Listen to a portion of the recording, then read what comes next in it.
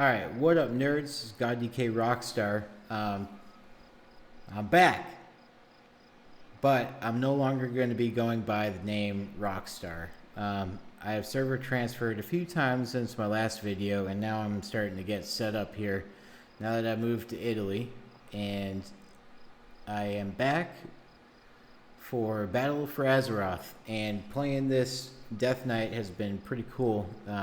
Hit 120 a couple of days ago, and I've realized that Frost sucks, and when you hit level 120 with 5% haste, there's almost nothing you can do with it. So fortunately we have another DK spec, and that would be Unholy, and that's something that I guess that we're all gonna have to move on to until we get some haste in our gear or something else major happens to the way it plays.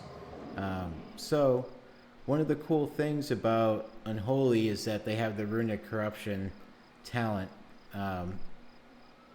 and it gives you a whole lot of haste when you think about it, when it calls for rune regeneration, which is the whole point. Who gives a fuck about the auto attack speed? So when we look at Unholy DK PVP videos, a lot of speculation into like how it's played or how it's done, but I want to cover two main things that you need to do, and if you can get those down, then all the other mechanics of playing a Death Knight is going to be pretty simple. So here I am on my Unholy Death Knight. His name's Ghoulie now, and we're gonna move into, oh yeah, I got Justicar finally on my Death Knight. I don't have any other characters, but it's pretty cool to have that. Just to cover the specialization that we have, the spec, Clawing Shadows is your primary ability that's going to be doing most of the damage. And your second one is your Death Coil. And that's one of the great things about this specialization, this spec, is that your two main DPS abilities are ranged. So you might as well be a Warlock at this point. So Festering Strike, that's your main ability that you need to be on the target for. So you need to get that done at least 4 times to complete this whole move. And that's fine. That's actually pretty quick as far as getting that done.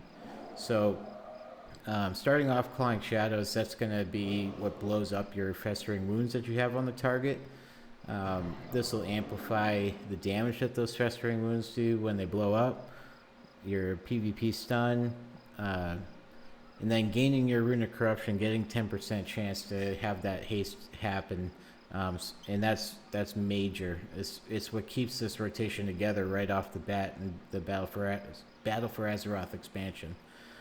Death Pact, just in case you're getting your ass whooped, that's helped out quite a bit. Ganking lobies, 112s and 114s, lower levels.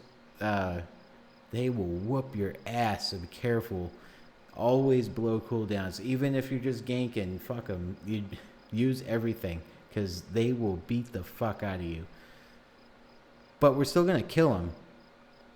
Let's not get that wrong. We will gank. That's tradition. Okay, so the next one, Pestilence, Death and Decay has...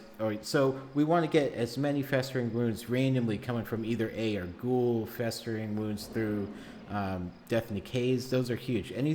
The more we get, the more we can blow up, and that's the whole point. And our level 100 abilities got nerfed, obviously, before the expansion even came out. Total Blizzard style. So that's, I mean, fuck us. We're DKs. We're the hero class, so let's nerf us before the game even comes out. So the Gargoyle got nerfed. 1% damage for every 2 runic power you spend. Used to be 1 runic power. So basically that's cutting it in half. They also nerfed Unholy Frenzy, but it's not as bad. So Unholy Frenzy is what keeps this all together. That's what we use to really start cranking out these Clawing Shadows and Festering Wound explosions. So the two things, so you want to set it up correctly, and then you also want to blow up all the Festering Wounds in an efficient manner. So to cover up the rotation on how we're gonna do it. Really, there's a whole different way and method that you could go about the mechanics of a death knight, the situation that you're in, who you're trying to kill, what kind of class they are they any good, are they not, do we want to fuck them up really bad, or do we want to just kind of fuck with them? There's a whole lot of things that can go on, but really the base level approach to this is getting the death and decay out so you can get that random festering wound. That may come, your ghoul may give you an extra one, that's fine, but we want to get 2 festering strikes down. We want to get our festering wounds on the target up to at least 5 or 6. At that point, we're going to APOC. So at that point, we're going to consume at least 75% of those. So let me read that tooltip. Bring doom upon the enemy, dealing some damage, bursting up to 4 festering wounds. So we want to make sure we have at least 4 on the target. So I would try to max those out. 2 festering strikes, apocalypse, 2 festering strikes, clawing shadows, and your unholy frenzy is going to help that process. So to slowly go through this method, we're going to start off, we're going to put 2 festering strikes, apocalypse, 2 festering strikes, and holy frenzy, and clawing shadows. So festering strike, we now have 5 there. APOC, festering strike, wait a little bit, festering strike, and then clawing shadows. So that is without using unholy frenzy at all, and also not using death claw.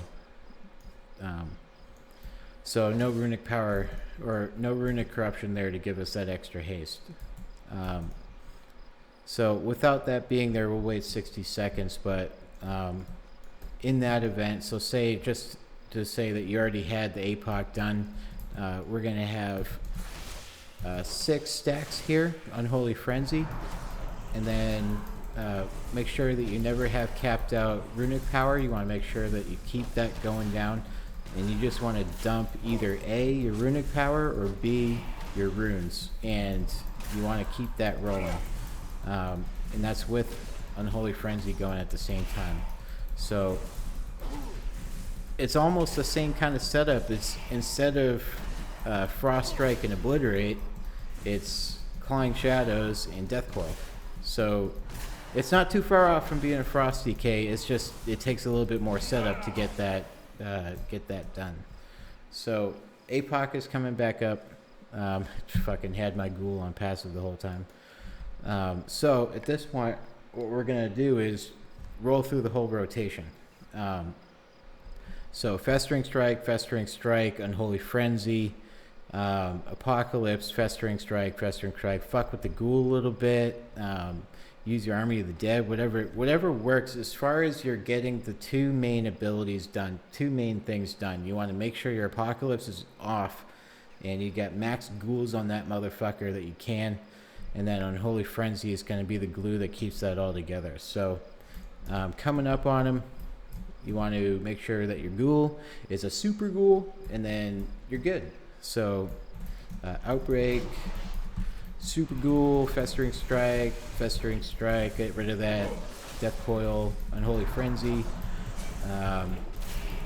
get that done. You know, it's fun. I actually do like this, and I'm almost getting to 10k there. So if you hit somebody when they're not expecting it at all, they are absolutely fucked. And Unholy Frenzy is now at this point worn off, but you can see that the damage has been done. The 250k on this target dummy before we could even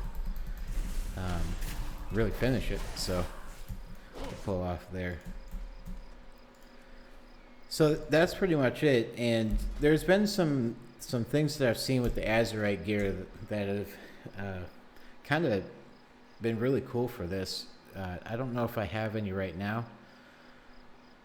So on my helmet, I got a bleed, and I think it's hilarious that they're giving everybody bleeds for the I know a paladin has it.